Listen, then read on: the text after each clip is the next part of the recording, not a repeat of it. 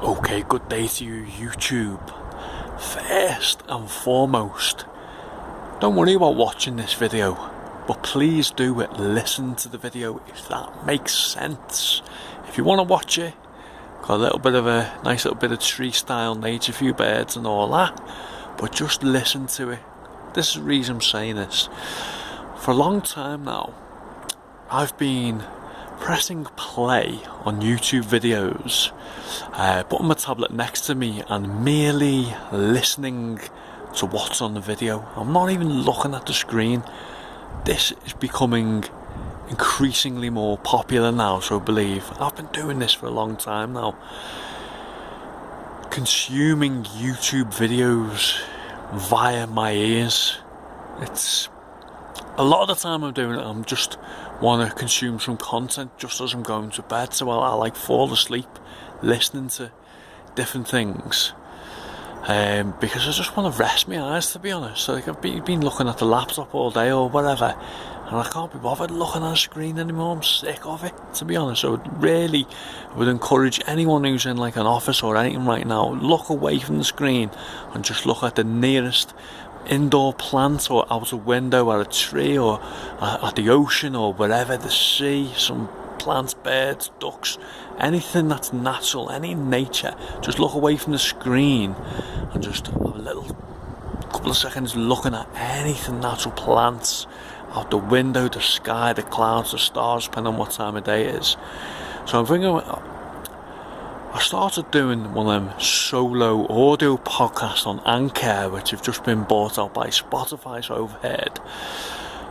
And they distribute it across different podcast platforms, which is good. But what I'm finding is with their search engines on their sites, the NatureConnection stuff that's coming up, if you search for anything like forest bathing, shimmering yoku, barefoot walking, earthing, grounding, anything like that, the content that's coming up in their feed, I don't think it's very good, to be honest.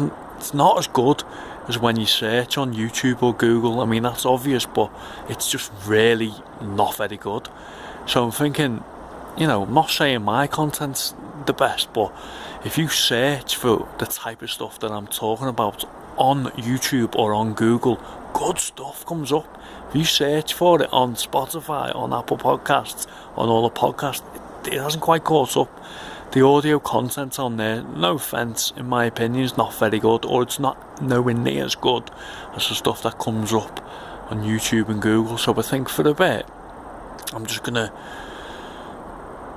record my raw audio and put it on YouTube, but on the screen I'm going to have something natural, like looking at trees or the clouds or the stars or the birds or the ducks, something like that.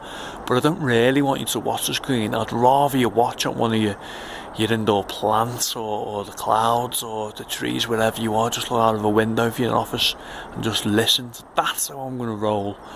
Let me know if you listen to YouTube videos, and while you're listening, what are you doing with your eyes? Are you going to sleep, or are you working out in a natural environment? This is what I'm trying to encourage. If you're going to consume content, if you're doing green exercise, for example, walking outside, that's all good. Obviously, I like you to listen to the natural sounds, but you've got to consume content on the internet at some point. So yeah, go for it. I like to do it as I'm falling asleep.